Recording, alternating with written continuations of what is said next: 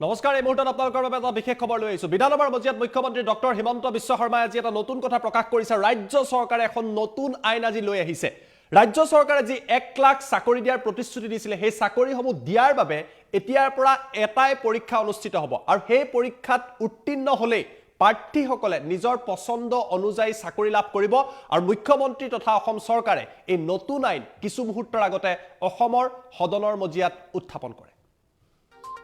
এই মুহূৰ্তত জনাই আছো এটা বিগ ব্ৰেকিং নিউজ 1 লাখ চাকৰিৰ বাবে বিধানসভাত হিমন্ত বিশ্ব শৰ্মাৰ চৰকাৰে আনিছে নতুন আইন কিছু মুহূৰ্তৰ আগতে এই আইন গৃহীত হৈছে এই আইনত কেইবাটাও কথা কোৱা হৈছে যে চৰকাৰী চাকৰিৰ বাবে এতিয়াৰ পৰা এখন বোৰ্ডে পৰীক্ষা অনুষ্ঠিত কৰিব অৰ্থাৎ 1 লাখ চাকৰিৰ বাবে এখন বোৰ্ডে পৰীক্ষা অনুষ্ঠিত কৰিব এই আইনত আন কি কি কথা উল্লেখ কৰিছে এটাই পৰীক্ষা অনুষ্ঠিত কৰিব এই চাকৰিসমূহৰ বাবে অৰ্থাৎ এই চাকৰিসমূহৰ বাবে এখন বোৰ্ড গঠন কৰা হৈছে আৰু এই বোৰ্ডে এটাই পৰীক্ষা অনুষ্ঠিত কৰিব আৰু সেই পৰীক্ষাত অৱতীৰ্ণ হৈ চৰকাৰী চাকৰি লাভ কৰিব পৰা যাব পছন্দ অনুযায়ী প্ৰাৰ্থীয়ে নিজৰ বিভাগসমূহ নিৰ্বাচিত কৰিব পাৰিব ইউপিএছচিৰ আধাৰত ৰাজ্য চৰকাৰে এই প্ৰক্ৰিয়াৰ সৃষ্টি কৰিব বিচাৰিছে য'ত এটাই পৰীক্ষা অনুষ্ঠিত হ'ব আৰু সেই পৰীক্ষা দিয়াৰ পূৰ্বে প্ৰাৰ্থীসকলে নিজৰ পছন্দৰ বিভাগ কি হ'ব কোনোবাই যদি পিডব্লিউডি টিক কৰিব পাৰিব কোনোবাই যদি নিজৰ পছন্দৰ বিভাগ আন কোনো বিভাগ হয় সেই বিভাগৰ তথ্য দিব পাৰিব আৰু তাৰ জৰিয়তে চাকৰি দিয়াৰ প্ৰক্ৰিয়া চলিব 10 মেৰ ভিতৰত 50,000 নিবনুৱাই চাকৰি পাব মুখ্যমন্ত্ৰী ডক্টৰ হিমন্ত বিশ্ব শৰ্মাই এই মুহূৰ্তত বিধানসভাৰ মজিয়াত এই কথা আনুষ্ঠানিকভাৱে প্ৰকাশ কৰিছে আৰু বাকি যি 50,000 আছে তেওঁলোকৰ বাবে বিশেষ আইন বা বিধেয়ক লৈ অহা হৈছে যাৰ জৰিয়তে চৰকাৰৰ তৰফৰ পৰা এখন বোৰ্ড গঠন কৰা হ'ব এই বোৰ্ডে এটা পৰীক্ষা অনুষ্ঠিত কৰিব আৰু এই পৰীক্ষাত উত্তীৰ্ণ হ'লে নিবনুৱাসকলে চৰকাৰী চাকৰি লাভ কৰিব পাৰিব ইয়াৰ পূৰ্বে প্ৰতিটো বিভাগৰ পৰীক্ষাৰ বাবে পৃথকে বা হুকিয়াকৈ পৰীক্ষা অনুষ্ঠিত হৈছিল এতিয়াৰ পৰা আৰু এই 1 লাখ চাকৰিৰ বাবে পৃথকে পৰীক্ষা অনুষ্ঠিত নহয় এখন বোৰ্ডৰ অধীনত এটা পৰীক্ষা অনুষ্ঠিত কৰা হ'ব প্ৰাৰ্থীসকলে নিজৰ পছন্দৰ বিভাগ সিলেক্ট কৰিব পাৰিব নিৰ্বাচিত কৰিব পাৰিব আৰু এই পৰীক্ষাত তেওঁলোক যদি উত্তীৰ্ণ হয় উত্তীৰ্ণ হোৱাৰ ওপৰত ভিত্তি কৰি তেওঁলোকে চাকৰি লাভ কৰিব আৰু মুখ্যমন্ত্ৰী ডক্টৰ হিমন্ত বিশ্ব শৰ্মাই কিছু মুহূৰ্তৰ আগতে অসম বিধানসভাৰ মজিয়াত এই কথা প্ৰকাশ কৰিছে আমাৰ লগত মুখ্যমন্ত্ৰীৰ মন্তব্য আছে মন্তব্য আপোনালোকক দেখুৱাই দিম মহোদয় আমি যোৱা বিধানসভা নিৰ্বাচনত আমি অসমৰ ৰাইজক প্ৰতিশ্ৰুতি দিছিলোঁ যে আমি 1 লাখ চৰকাৰী নিযুক্তি আমি সম্পন্ন কৰিম আৰু সেই উদ্দেশ্যে আমি বিভিন্ন ধৰণে কি ধৰণে লক্ষ্যত উপনীত হ'ব পাৰো তাৰ বাবে আমি চেষ্টা কৰিছিলোঁ ইতিমধ্যে প্ৰায় 2000 ল'ৰা ছোৱালীক নিযুক্তি দিয়া হৈছে আৰু জানুৱাৰী মাহতো 3-4 হাজাৰ আৰু নিযুক্তি পাব মে মাহতো আমি ৰাখি থৈছো যে পুলিচ শিক্ষক এই ধৰণে 30-40,000 নিযুক্তি আমি চুমগৈ কিন্তু এটা আপুনি এবছৰত কিন্তু 1 লাখ দিম বুলি কৈছিলে এবছৰত 1 লাখ তাৰ মাজত কেতিয়াবা দুমাহ দেৰিও হ'ব পাৰে ডাজন্ট মেটাৰ এটোলৈ কোনো কথা নাই কিন্তু আমাৰ ইন্টেনশনটো হ'ল যে আমি কেনেকে নিযুক্তিখিনি সম্পন্ন কৰিব পাৰো যেতিয়া আমি সাৰ্ভিস ৰুল বিলাক চালো তাত আমি দেখা পালো যে বিভিন্ন বিভাগে যদি নিজাকৈ এডভাৰটাইজ উলাই গ্ৰেড 4 গ্ৰেড 3 কাৰোবাৰ দুটা পোষ্ট আছে কাৰোবাৰ 10টা আছে কাৰোবাৰ 8টা আছে প্ৰথম পৰীক্ষাৰ ডেট বিলাক ওভাৰলেপিং হয় একেটা ৰবিবাৰে 8-9টা ডিপাৰ্টমেন্টৰ পৰীক্ষা পৰিব তেতিয়া কিছুমানে ইচ্ছা থাকিও দিব নোৱাৰিব দ্বিতীয়তে ডিপাৰ্টমেন্ট বিলাকত দুটা পোষ্ট খুজিলেও 2 লাখ ক্যান্ডিডেট হয় 10টা পোষ্ট খুজিলেও 2 লাখ ক্যান্ডিডেট হয় আৰু প্ৰায় একোটা ৰিক্ৰুটমেন্টত আমি 12-15 কোটি টকা খৰচ কৰিব লাগে সেই কাৰণে আলটিমেটলি প্লাস পৰীক্ষা পাতা যি অৰ্গানাইজেচন আছে লিমিটেড সেবা হল ইউনিভাৰ্সিটি কেখন হল আৰু নাই যদি এপিএসসি তো এটো পৰীক্ষা নাপাতে গতিকে আমি ইয়াত চালো যে আমাৰ যি 50,000 পোষ্ট খালি আছে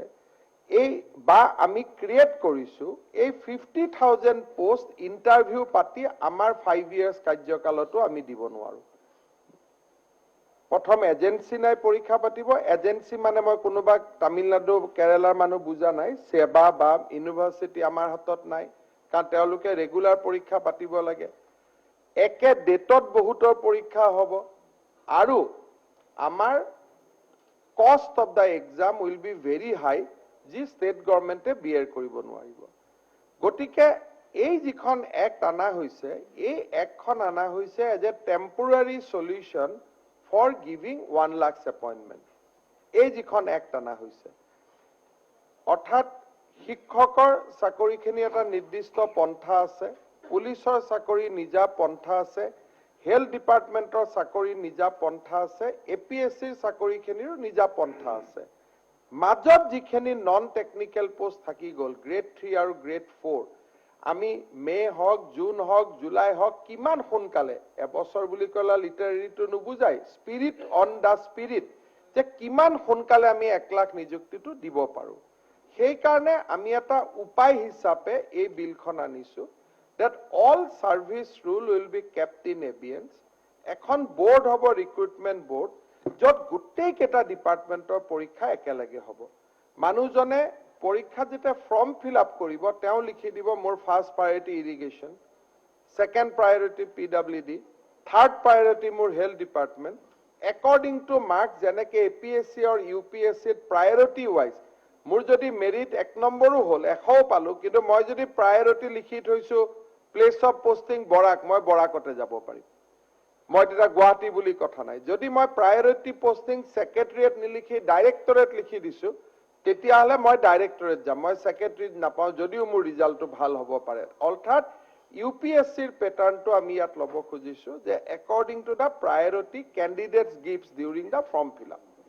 এতিয়া এই গুটেইখিনি আমি ডিপাৰ্টমেন্টৰ গুটেই পোষ্টবোৰ একত্ৰিত কৰিব খুজিছো এনালগাস পোষ্ট বিলাক এটা ল্যাবৰেটৰী টেকনিশিয়ান হেতু ইয়াত নাহে দ্যাট ইজ নট এনালগাস কাৰণ তাৰ এটা নিয়ম আছে নিযুক্তি কিন্তু যিখিনি এনালগাস যত গ্ৰেজুৱেচন লাগে বা 8 পাস লাগে হায়াৰ সেকেন্ডাৰী লাগে বা আমাৰ ডিগ্ৰী লাগে এই গুটেইখিনি যি এনালগাস একাডেমিক কোৱালিফিকেশন আছে তাৰ পৰীক্ষাটো আমি একেলগে পাতিম বড়োটো কোৱেশ্চন পেপাৰ হ'ব বেংগলীটো হ'ব অসমীয়াটো হ'ব আৰু আমি একেলগে একেবাৰতে পৰীক্ষা পাতি শেষ কৰি দিম এটা ভৰতনাৰায়ণ ডাঙৰীয়াই কৈছে যে এটো 5 ইয়াৰ্স কৰিব পাৰি নেকি ডেফিনেটলি পাৰি আমি এটা প্ৰথম পৰীক্ষামূলকভাৱে চৰকাৰৰ 1 লাখ নিযুক্তিৰ কাৰণে বিলখন আমি আনিছো যদি আমাৰ সকলোৰে এক্সপেৰিয়েন্সটো ভাল হয় আৰু টোটাল ট্ৰান্সপাৰেন্সি হয় যে এটা কোনো গণ্ডগোল হোৱা নাই তেনেকুৱা যদি আমি এটা কৰিব পাৰো তেতিয়া হলে এইটোকে আমি সাবঅৰ্ডিনেট সিলেকশন কমিশনলৈকে আমি কনভাৰ্ট কৰি দিব পাৰিম এজ অফ নাও এই বিলখন খুব ট্ৰেনজিটৰি ইন নেচাৰ যে আমি 1 লাখ নিযুক্তিটো কৰি লম তাৰ পিছত যদি নিযুক্তিটো ভাল হয় ধুনিয়া হয় বৰাক ভেলীৰ মানুহৰো এসপিৰেশন হেজ বিন ফুলফিল্ড ধুবৰী মানুহৰো এসপিৰেশন হেজ বিন ফুলফিল্ড বা আজি জেনেকে টেটৰ পৰীক্ষাৰ ওপৰত কোনেও কোৱেশ্চন নাপাতে টেটটো সেন্ট্ৰেলাইজ হয় আজি এটা টেটে হ'ব ধৰি লওক এতিয়া টেটটো বৰাক ভেলী লৰাই অনৰ্গল পাই আছে কোনো এইবাৰো ৰিজাল্টত পাইছে কোনো কমপ্লেইন হোৱা নাই সেই কাৰণে এই পৰীক্ষাটোৰ জৰিয়তে আমি 1 লাখ নিযুক্তিটো খৰতকীয়া কৰিব খুজিছো বাট মই গুটেইখিনি সাজেশন লৈছো secretary should be permanent yes he should be permanent it should be for 5 years মই কৈছো not for 5 years it should be a permanent commission তাৰ পিছত যিখিনি আপোনালোকে সাজেশন দিছে গুটেইখিনি আমি ইনকৰ্পোৰেট কৰিব পাৰিম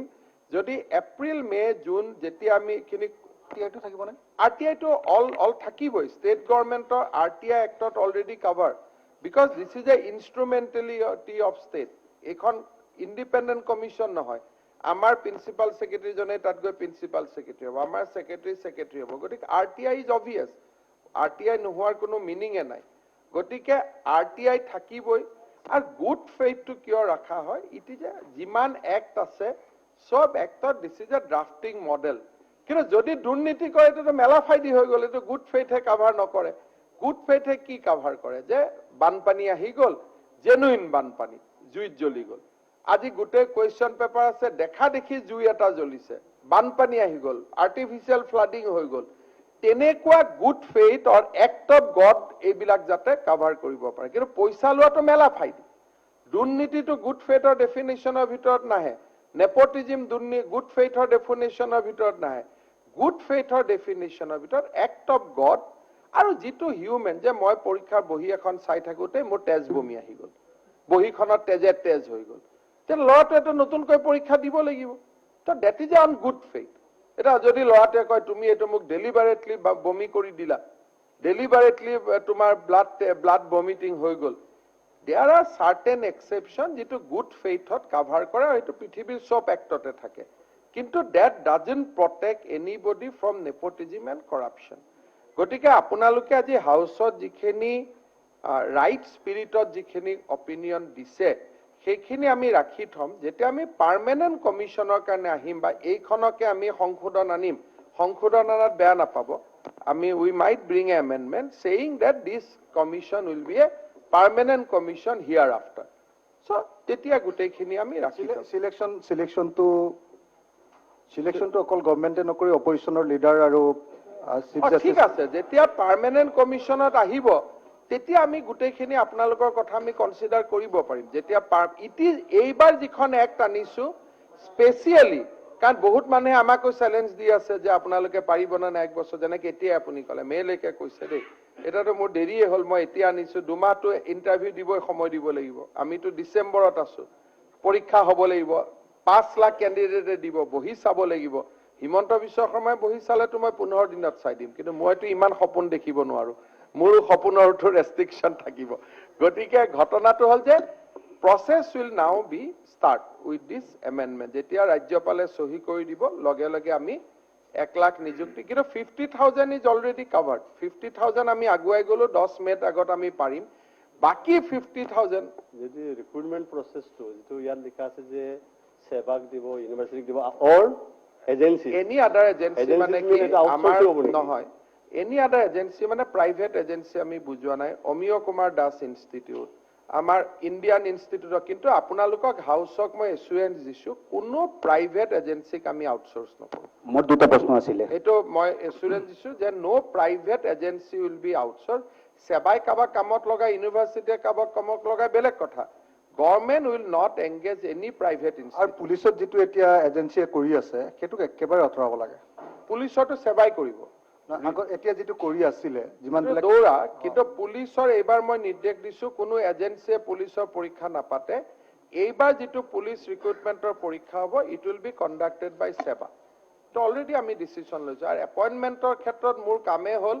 যাতে নিবনুৱা ল'ৰা ছোৱালী চৰকাৰী নিযুক্তিৰ ওপৰত আস্থাটো ঘূৰি আহে, and we all should work in that direction. সেইটোলৈ কোনো কথা কাব।